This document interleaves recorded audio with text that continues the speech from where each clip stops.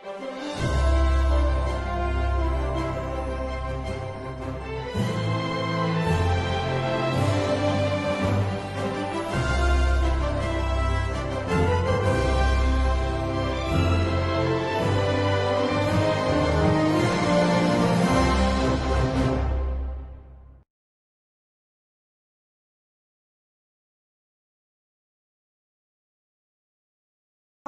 good afternoon all. Warm greetings from Sathyabama Institute of Science and Technology, deemed to be University, Chennai. My name is R.M. Joni. I am going to host today's webinar. Hope everyone is safe and well at home. We are very happy about your overwhelming responses. Thank you all for your continuous support. On behalf of the organizing committee, I take the privilege in welcoming you all to the live webinar on Young Engineers to Corporates, organized by Sathyabama IEI Student Branch in association with the Department of Electronics and Communication Engineering and the Institution of Engineers, India. I also welcome Mr. Prashanth Parthasarathy, the founder and CEO of Wheels and Wagons, Chennai, who is our proud alumnus of Sathyabama 2010 batch, and he is going to handle the session. We welcome you, sir. It is indeed a unique pleasure and privilege for us to express our sincere gratitude and earnest thanks to our founder, Chancellor, Colonel Dr. J.P.S. sir, who always showers his divine blessings. We take this opportunity to express our deepest gratitude and earnest thanks to our Chancellor Ma'am, Dr. Marie Zena Johnson, and our President Sir, Dr. Murray Johnson, for their continuous support and high endeavors in motivating us to organize online webinars during this COVID-19 crisis situation. And I take the privilege in introducing Mr. Prashanth Parthasarathy. Mr. Prashanth Parthasarathy, he has 7 years of experience in major automotive chains and in the departments of training, production, product analysis, diagnosis, problem solving, OBD diagnosing, zero error correction, testing, and quality and research. He has started his career as a product analyst at Jaguar Land Rover, Solihull, United Kingdom from the year 2011 to 2012. He has also worked as a workshop engineer in Bosch Performance Engineering, Dubai, UAE. Now at present, he is the founder and CEO of Wheels and Wagons, Chennai. He has completed his dual degree, Bachelor's of Engineering dual degree in Mechanical Engineering and Computer Science Engineering from Sathyabama University, Chennai. He has also completed his postgraduate diploma in business management from the University of Hertfordshire, United Kingdom. Also, he has completed his master's in automotive engineering from the University of Hertfordshire, United Kingdom. We are very happy to have you, sir, as a proud alumnus of Sathyabama. We welcome you once again, sir. The session is all yours. It's time for you to take off, sir. You can I'm handing over the session to you, sir.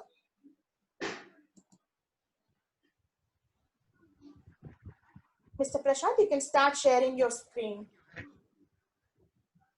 Thank you very much, ma'am. Good afternoon, folks. It's a pleasure to meet you guys on this webinar. It gives me immense pleasure to meet students and other folks from different departments of engineering. Thank you so much, ma'am, for that brief introduction of myself. It was really nice that I've been given this opportunity to carry on with the webinar. So, guys and girls, let's straight away with this webinar. The reason I chose this topic is I'm sure in the next 1 or 2 years or another 3 or 4 years, you'll all be engineers, successful engineers, successful corporate folks who are getting into the corporate world. A lot of my juniors, a lot of my friends, a lot of my people who I know who are into engineering, who are studying engineering, and who will be engineers in the future, ask me one simple question: what does it take for an engineer to adapt to the corporate situation? Well, corporate is not something that is really big. Corporatism is something that we start learning from school days. Corporate means, getting to understand an organization and, getting yourself adapted to that organization and giving your inputs as engineers into the corporate world. So let's start with the definitions. As engineers, we would have all engineering field with a lot of dreams, with a lot of ambitions. So if you look into the dictionary or if you Google what engineers are, this is what you see: a person trained and skilled in design, construction, and use of engines as machines on various branches of engineering. This is what the dictionary gives. What can be added to the word engineers is you are the folks who create everything new. That is, from what we use as a pen is an engineering design. The chair that you sit on is an engineering design. The table that you use is engineering design. The computer that you're using for this webinar is also an engineering design. But engineers does not just stop with that. It starts from research, development, design, paperwork, construction, and then even after the product reaches the end user, we have feedbacks as to how the product is. Are we supposed to re-engineer anything, or are we supposed to work on these products again?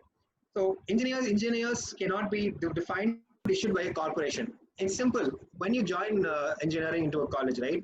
You say, I think you must have heard what I spoke about engineers. The definition of engineers. The definition of engineers, in case someone has missed out, I'll just repeat it once again for you folks. The definition of engineers cannot be constrained to just 2 lines. The definition of engineers is vast.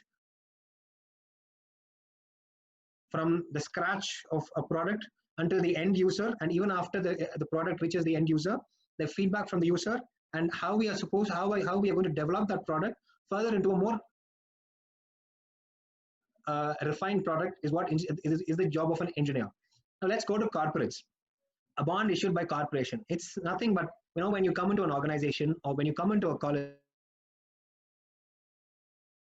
take for example, not just engineers, the corporatism doesn't mean is applicable to every field of study. Engineers, arts and science degree folks, medicinal folks, anyone. The word corporate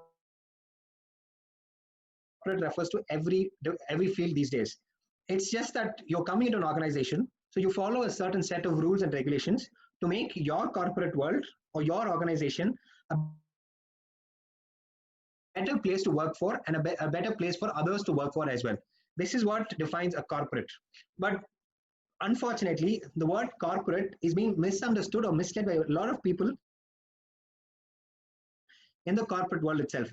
Corporates does not mean to the person who is in that organization. Corporate refers to a set of rules and regulations or a set of bonds that are already laid by the owners of the organization or the directors or the board of directors of an organization. So that's what defines a corporate. So what does young engineers to corporate? Well, you can define engineers in different stages. It could be just an engineer. It could be just say a young engineer. It could be a successful engineer and an unsuccessful engineer. But I don't really want to talk about unsuccessful engineers because engineering itself is a very successful field. So I'll just talk about young engineers to corporate world. So you folks as young engineers, you'll be say around 21, 22 when you get into the corporate world, be it a software industry or be it a core industry, you get into a corporate world. Say for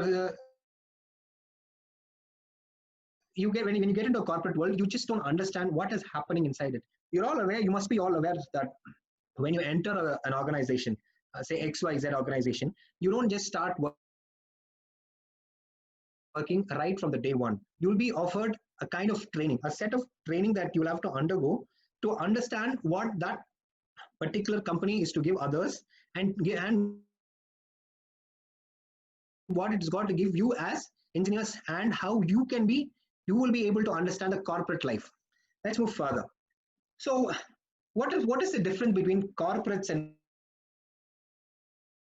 engineers? Well, if you ask me in brief, corporates are the folks who make a set of rules, who have a set of goals, who have a set of targets to work for, and engineers are those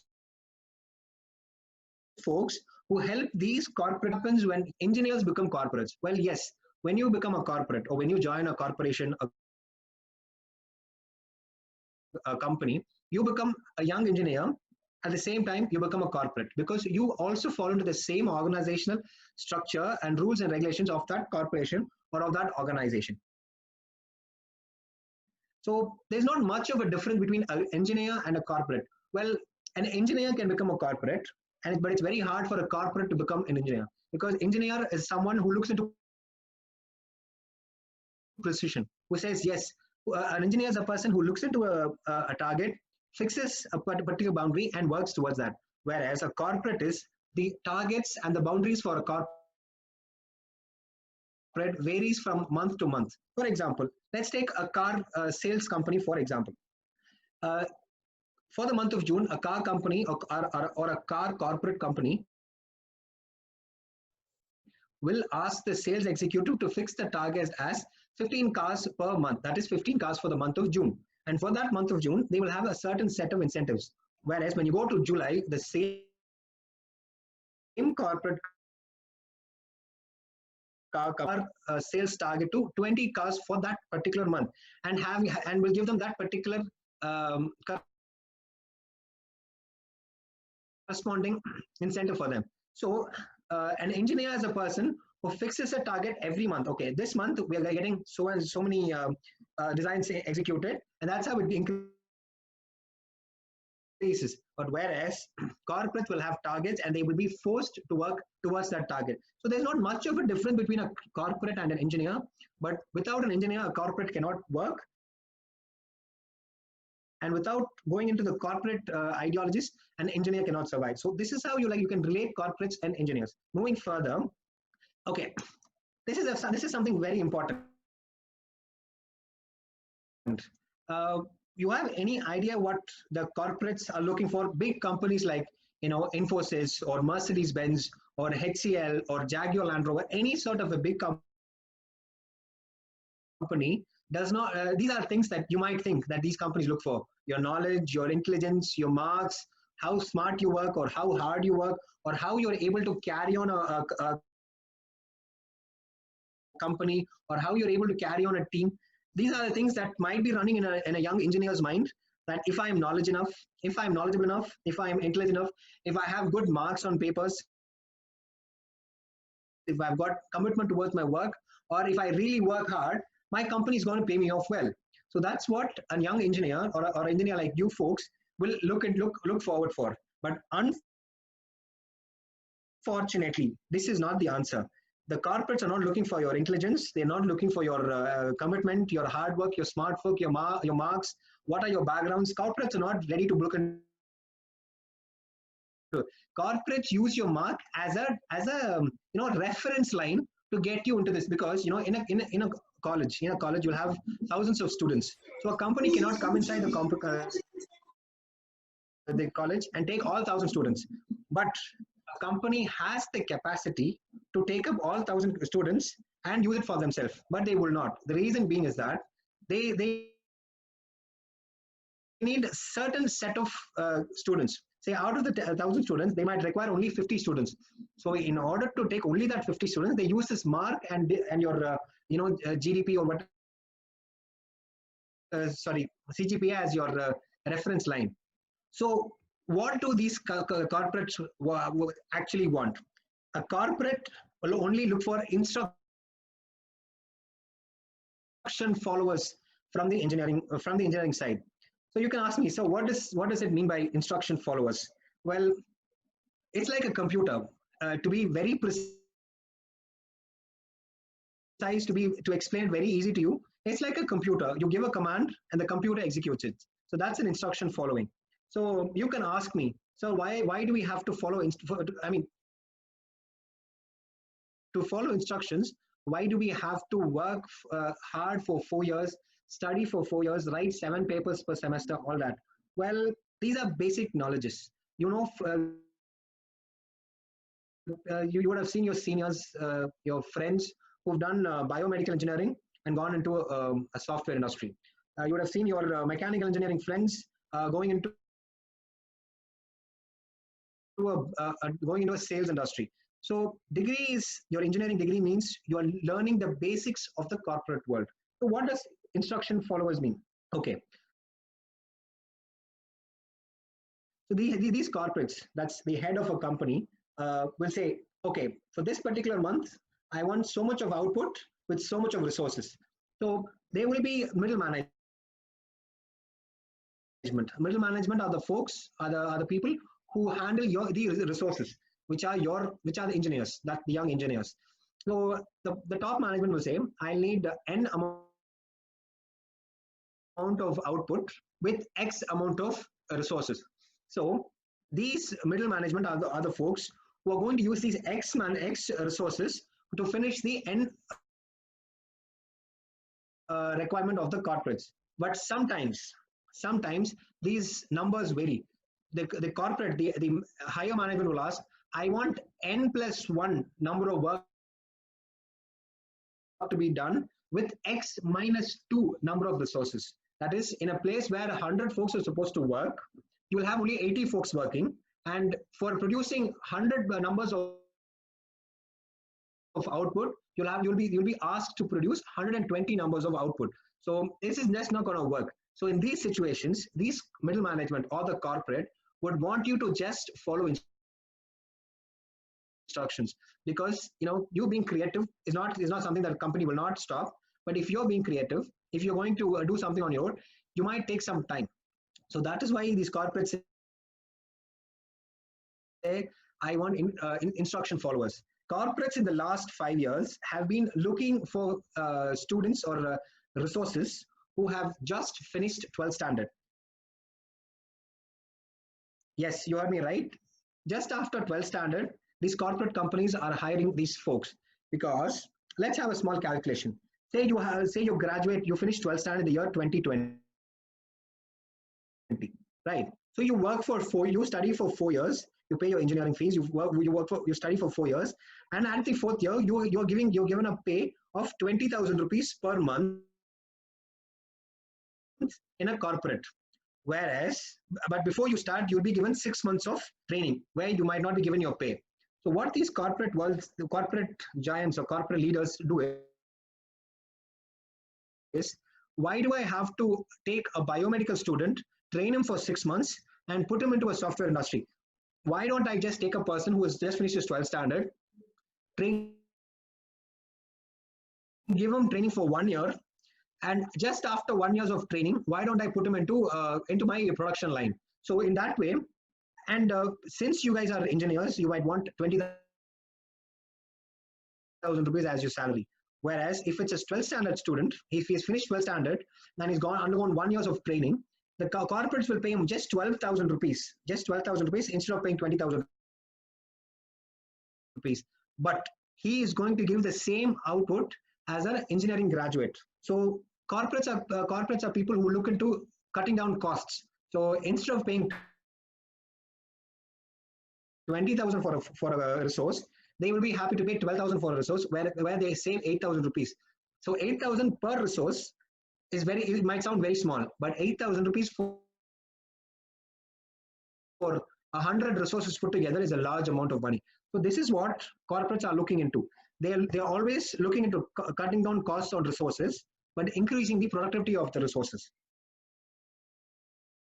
So this is where this idea of instructions following comes. If you are an engineer and if you're given a set of tasks, you will always question, why do I have to do this particular task when there are easier ways to do it?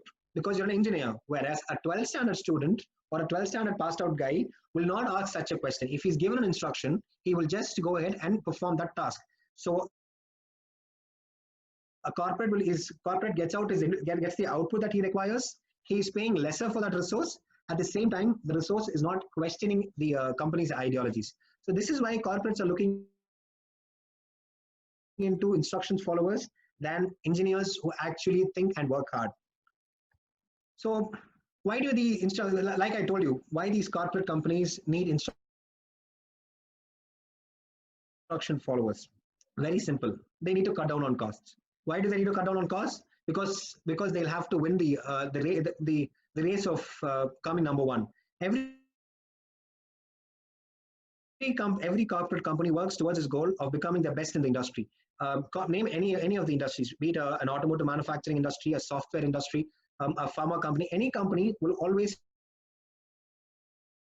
work towards becoming the number one. So that is the reason they want instructions followers, because this is a very interesting thing. Okay, you can ask me, if we follow instructions, why can't we never have the ideology or the chance of designing this set of instructions that will be followed? Well, you will see these top corporates are always having folks who are not just educated well enough, but folks who have got a lot of experience in various fields. For example, let's take MRF and TVS, for example. This is one very interesting thing that I've actually, this is something that I looked at when I was a student. I always have believed that, if at all my father owned a company, I could just take over that company just after my education. That is, just after I finish my engineering, I can start my father's company. So I've always believed and dreamed that. But that doesn't work. If you look into companies like TVS and MRF, I take TVS and MRF because TVS and MRF are companies which were born in India and which are doing really well in India. That's the reason I've taken these two companies. So they have children, right? The owner of TVS will have children. They will have children. So it's not that just after their degrees they are asked to take over the company. TVS, for example, once their children are eligible to join a company, they are not allowed to take over the company, but they will be asked to work as an employee in that company.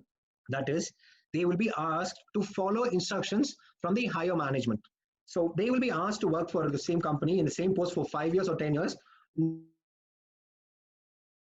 not without the other employees will not know that this particular person belongs to the TVS family.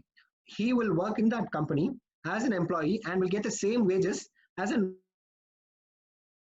normal employee in that company. But when it is time, say 5 years or 10 years or 15 years of life, 15 years of experience, when they have the knowledge, when they have the capacity to manage a set of employees, that is when they come into the mid-level mid-level heads, that is the medium corporates. So the higher management is something that they will attain only when they are 50 plus. That's the same thing with MRF as well. MRF does not let any of their young owners to take over the company. They will be asked to work as an employee in the company. They will be forced to do every small work that a company requires, from a laborer's job to manager's job. They will be asked to do in the company, and later on they will be, just because they have the experience, they will not be given the chance. Once they prove to the higher management that they are capable of taking care of a company and they are capable of handling such a huge staff, that is when the higher management let them come and take over the company. So this is how, from following instructions to taking decisions to becoming the top level corporate means. So it's not that you have to keep following instructions throughout your life. So you start off with following instructions, and then you become understanding why these instructions are being given, and then you become the folks who are making these decisions, and finally you become the folks who are responsible for the approval of the final decision. So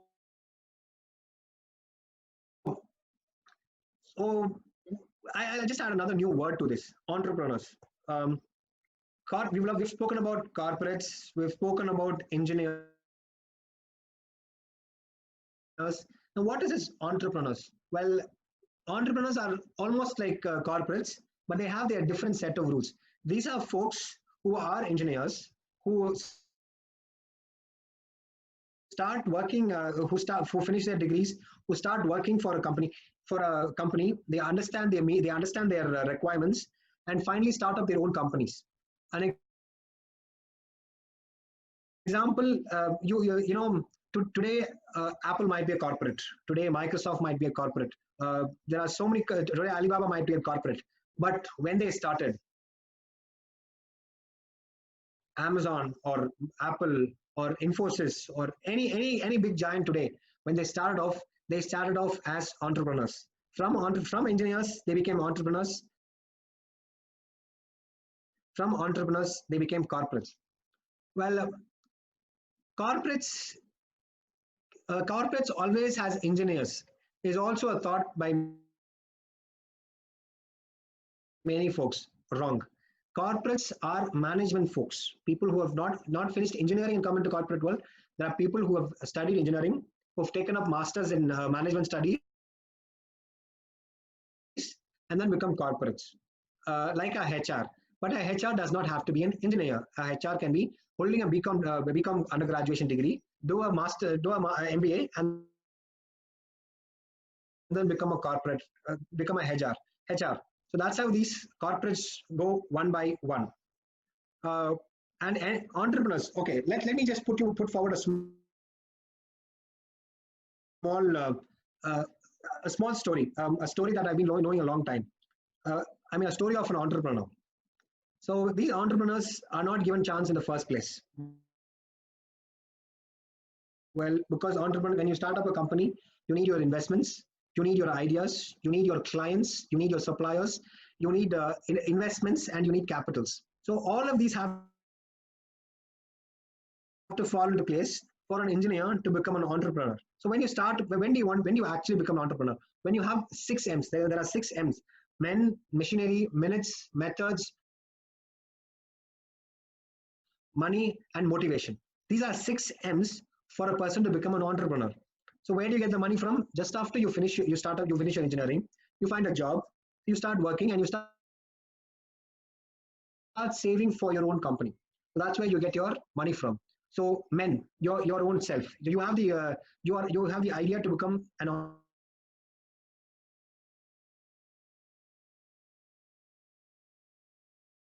There are many people who take up a different company. So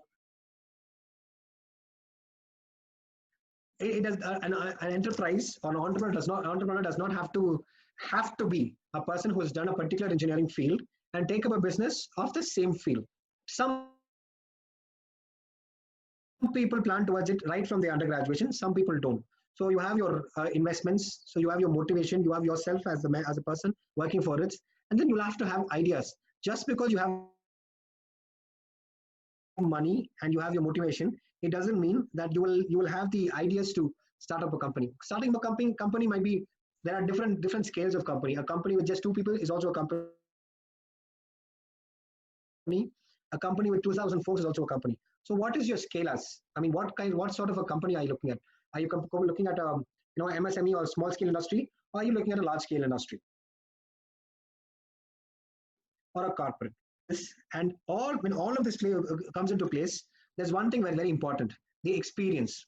Well, if you ask me, what's the best thing in the world? Experience is the best thing in the world, because everything else can be learned by reading or by knowing others' lives. You can get to understand it. But an experience of a company, you will only understand when you go through it. That is the reason companies like TVS and MRF does not let their younger generation to take up in the first place. They give them that time. They give them the space, and they give them the knowledge to gain that experience, so that they will be able to take over the company as they grow older. So this experience plays a very important role. Start up your own company, you don't become successful on the first day, because good things take time to happen. When you become an entrepreneur, you will have to start off your ideas. What sort of a company are you starting? What kinds of products are you willing to sell, or how are you going to sell? 99% of the world already has something all working on. For example, we have n number of software companies. We have n number of manufacturing manufacturing companies. We have n number of auto brands. We have n number of hospitals. So we have n number of almost everything in the world. There is nothing called a monopoly business in the world today. So how unique are you going to get your business into action so that you become from a normal entrepreneur to a very successful entrepreneur? So your USP. So your USP, that is your unique selling point, will the ideas, the knowledge, and all that will come to you from when you become an engineer, when you become a corporate, and then you have the knowledge and experience to take up to start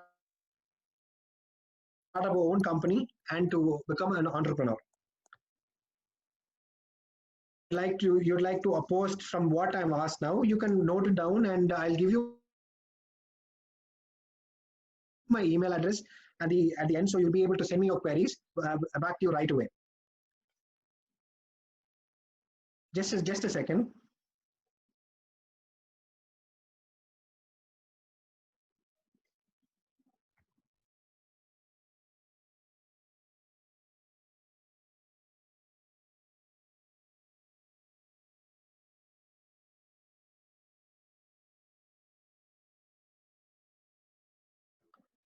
Okay, now I'd like to talk about the situations or the problems or the challenges that a young engineer faces in a corporate world. Well, this is a very hard topic or a very large topic. If you start talking about this topic, I can keep talking for ages and ages. Because as a young engineer, you finish up college, you get into a company, and it's very natural that you don't understand the ideas of a company straight away. So when you enter a company, every company has its own set of rules and regulations. Company A might say, yes, you can wear formals for work, whereas a company B will say, no, we're not comfortable with your formals. You need to come in your casual clothing. So rules and regulations differ from company to company, and at the same time, understanding a company differs from a person to person. And stringent in punctuality is very important. But for a person who is not very punctual, will say, I don't want my company to be very strict on my punctuality. So these are some of things that engineers face when they enter the corporate world. I'd like to talk about a simple thing, a very sensitive thing, since there are also girls looking into this thing. When you enter the corporate world, there are things that a girl will face more than a guy. That is, issues that a girl might face than a guy. There might be hardships. There might be your senior management who say, you'll have to be a little flexible for you to achieve in your career. Sorry, extremely wrong. At this point, I think this is a very important thing that I'll have to share. You don't have to be flexible to survive in a corporate industry. Every corporate industry, like I said, has a set of rules, and they have very stringent rules when it comes for safety for women. That's very, very important. I've heard a lot of my friends say, this company is not good for this reason that it is not safe for women. No, every corporate company has its own safety rules and laws for the safety of women. It's just that women are not strong enough to come and say, sorry, sir, this is wrong. You're not supposed to be doing it. You will have to be a little more assertive in saying what your thoughts are. If someone is trying to be wrong to you, and this actually applies to both guys and girls. If someone's being wrong to you, you can always step up or raise your voice and say, sorry, sir, sorry, ma'am, what you're doing is something against of what my ideas are, so please don't do it. You have all the rights to say. And if they threaten you by saying so and so, so and so, so and so, that is, if they say that if you cooperate or if you are flexible, you will go higher in your career. Sorry, that doesn't happen like that. And whenever you are confronting yourself, whenever you're making a statement, do not make a statement verbally. That's a mistake all of our folks do. We make a statement verbally and then we get into a problem. Every time you're confronting something or you're defending yourself about something, make it in writing. Send a mail to your senior person. Say, saying, sir, this is happening and I'm not happy about it. So please take a step towards it. And I'm pretty sure your senior level management will surely understand your situation and will help you out. And this is a problem most of the young engineers face in the corporate world, and I've seen it in a lot of places. Know who you are and know your worth. And there might be companies who would say, you'll have to work so hard to achieve your target. Sorry, you can work for your targets, but never work for your targets straining yourself or stressing yourself. It's never good. It's never good. I never let my employees work so hard that they stress or strain themselves, because a corporate company will find another engineer, and an engineer can find another corporate company, but your family members cannot find another family member of yourself. So know what your ideas are, know what your responsibilities are, and work only for what you're being paid for. Never overwork. I've seen a lot of folks who overwork so that they get an appreciation from their manager, but they end up getting disappointed. Like, well, I used to do that when I was a young engineer. When I got into the corporate world, I used to overwork. My working times were only 8 hours. But a typical Indian mentality is like, if I work harder, if I work more time, my manager is going to be happy and he's going to reward me more. So I started working for 10 hours, 11 hours, despite my company saying just you'll have to wait for 8 hours. You can only work for 8 hours. But at the end of the time, when these appraisals come, when I go and ask my manager, I've been working for 11 hours, 10 hours a day. I hope my appraisal is better than others. The corporate manager will only say, sorry, I didn't ask you to work longer. It was your choice of working longer. So if you're working longer, it's not my problem. So always work for what you're being paid for, and always work for what your capacity holds. Never overwork. With that, I think I'll start off with some question answer sessions. If any of you have any questions, I'd like you to share it in chat so that I can note it and talk about it.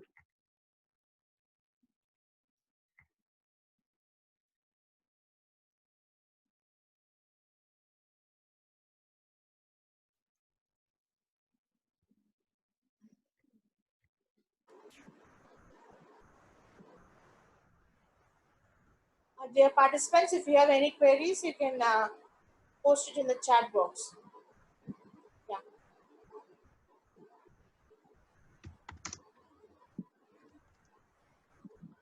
Mr. Prince? Mr. Prince Kumar, do you have any query?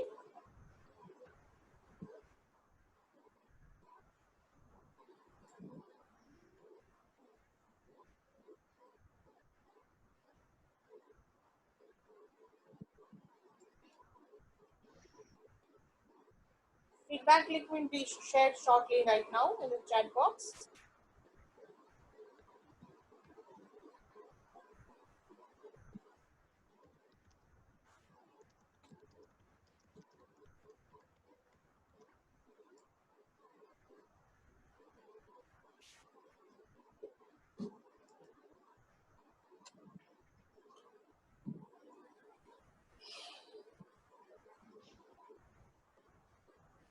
Okay, Prashanth, I think we have come to the end of the session. Shall we conclude? Yes, ma'am. Yeah. Yes, ma'am. I'll just leave my email address here. So Yeah. if there's any query that anyone would like to have, they can email me. No. Wait, sir. I have Yeah. one question. Yes, Mr. Sriram. Okay, wait. My question is, sir. Hello. Please tell Yes, me, sir. Sriram. Is there any business techniques will help in getting placement in companies? Can you send your message in the chat? Can you send your question in the chat? Okay. Okay.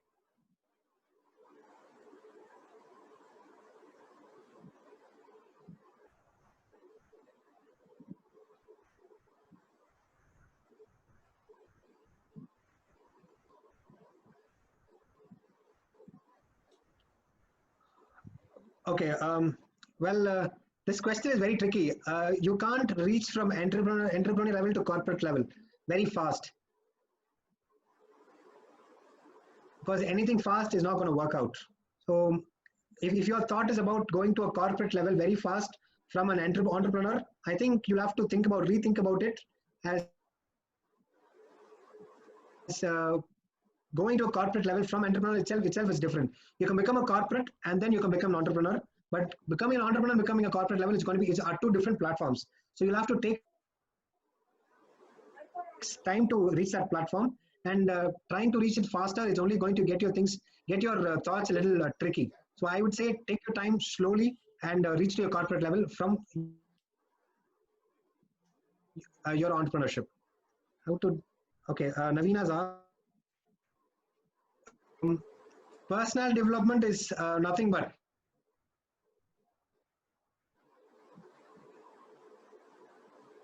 you find it on the internet, a set of questions that people will ask you in the interview. Try asking these questions to yourself standing in front of the mirror. When I used to go for an interview, I'll have a set of questions that I'll ask myself looking at the mirror.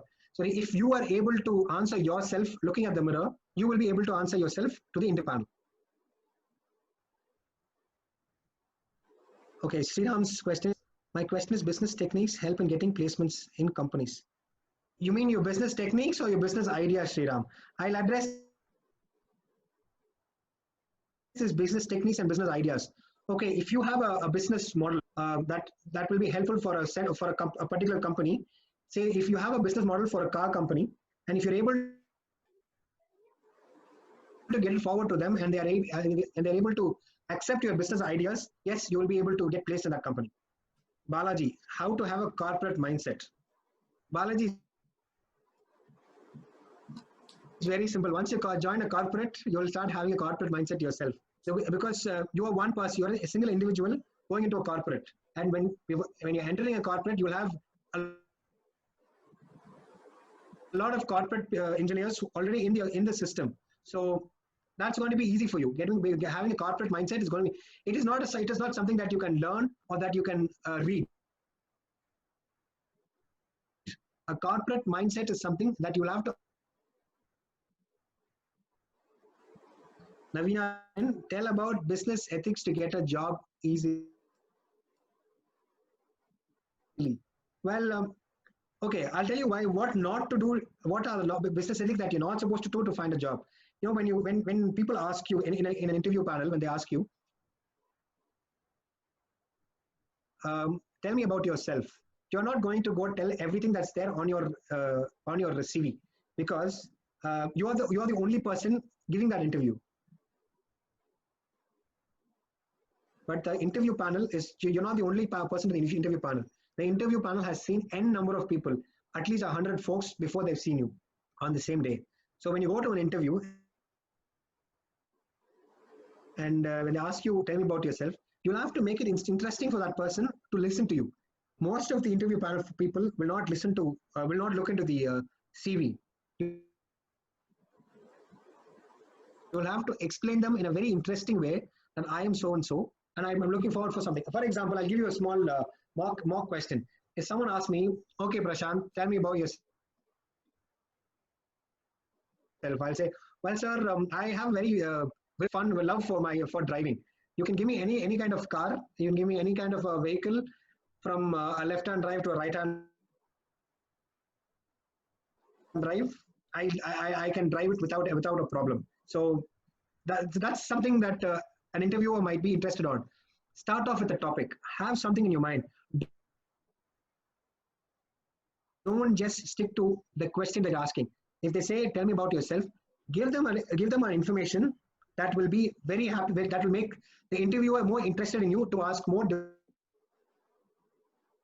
different questions. So that's I think that's about answering Navina's question. Kanimari's question is how to reach corporate level. Like I told you, when you get placed and when you move into a company, you've already become a corporate. So you are the lower management.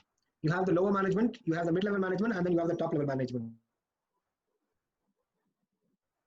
So corporate level means lower corporate, mid-corporate, or upper corporate. So like I told you, you'll have to have your experience, more than your knowledge, more than your instruction following capacity. You'll have to have the experience.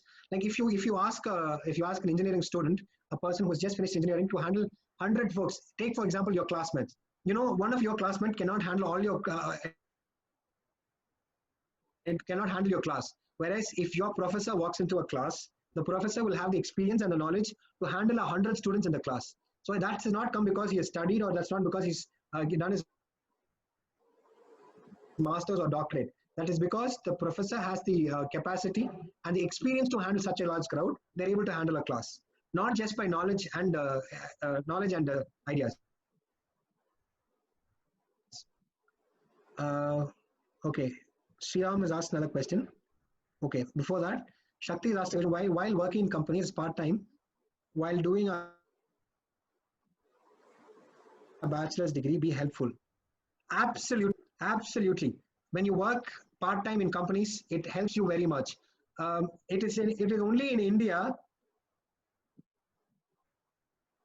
that our parents does not let our children to, not work when they're studying. I think that's a very wrong idea of all of our Indian parents. We should start doing our part-time job when we do our undergraduate or studies. That will help you very much in finding a job, in finding a full-time job.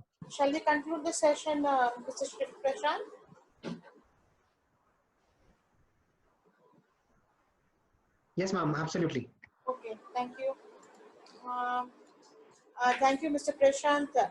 On behalf of the management of Sathyabama Institute of Science and Technology and Sathyabama IEI student branch, we express a profound and most sincere gratitude to you for giving excellent coverage to young engineers to corporates. The session has been quite educative and informative. Thank you, Mr. Prashanth. At this juncture, I would also like to thank Dr. S. Karthikeyan, FIE Fellowship Institute of Engineers, IEI Head Coordinator, for arranging this webinar. And also, I would like to thank Dr. John Brucer, who is the Dean and Placement of Corporate Affairs of Sathyabama Institute of Science and Technology, for introducing Mr. Prashanth. And also, I thank all the participants for your enthusiastic participation in this session. You had been quite attentive and very interactive. Thank you all.